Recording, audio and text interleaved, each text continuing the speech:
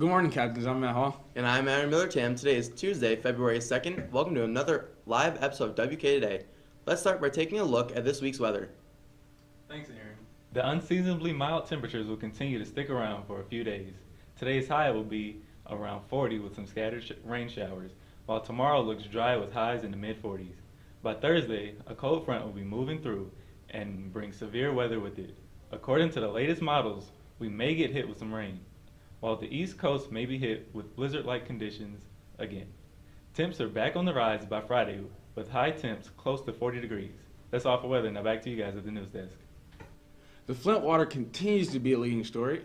In most recent events, there will be a new 5-part strategy to determine if Flint's water is safe to drink. The testing will be done by Michigan Department of Environmental Quality.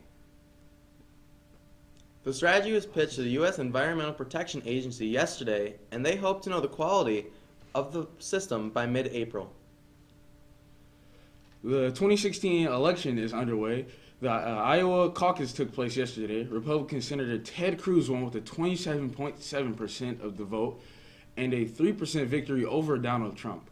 While on the Democratic side, it was much closer as former Secretary of State Hillary Clinton won by just 0.3% over Senator Bernie Sanders. The caucus will take place in New Hampshire next week. In world news, the recent outbreak of the Zika virus has led to the World Health Organization to declare an international emergency. The virus is spread through mosquito bites and was first reported in Brazil last May, according to the Center for Disease Control.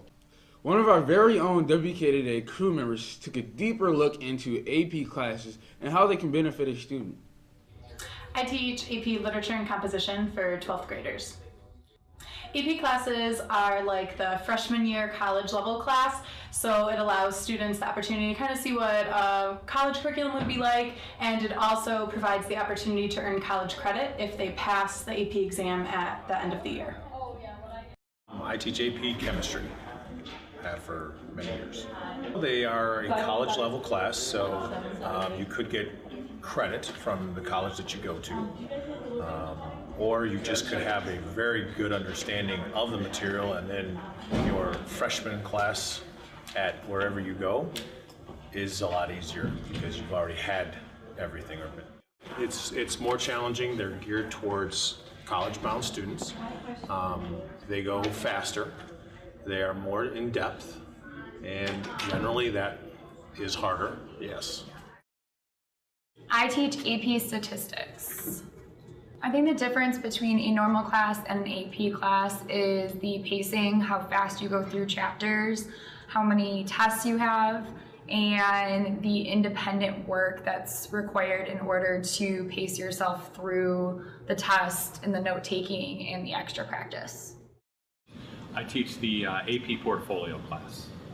The quality of the work that's expected and the amount of the work changes significantly, and it becomes more independent than in some of our other classes where like a drawing one is way more directed, like way more hands-on by me.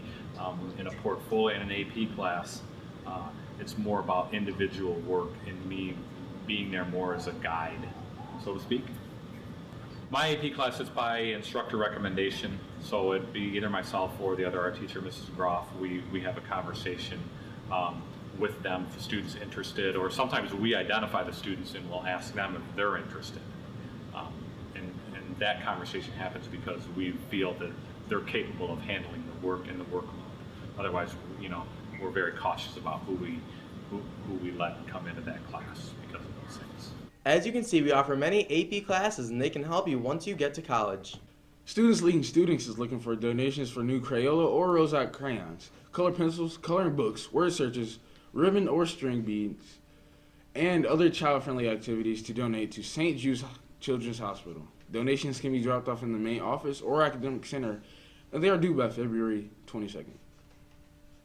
Kettering is looking for a host family for one of our foreign exchange students who needs to find a new home for second semester. If you and your family are interested, please email Ms. Stepansky or stop by and see her. Now let's toss it back to Ajay for sports. There's a lot happening in Kettering sports today, so let's get right to it. First, the boys and girls ski team will compete in the slalom at Pine Knob, weather permitting.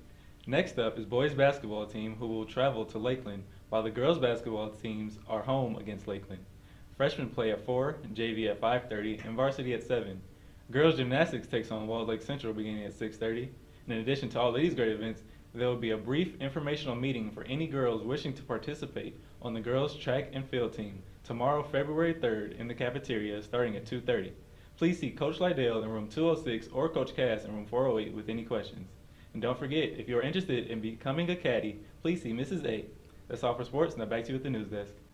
If you have any questions with your schedule, please be sure to check the counselors ASAP. If you need a morning wake me up, the Spanish department is selling coffee and snacks in room 302 at 7 a.m. for the rest of the week. Be sure to stop by. That's all we have for you today. Once again, I'm Matt Hall. And I'm Aaron Miller Tam. Thanks for tuning in for today's episode of WK Today.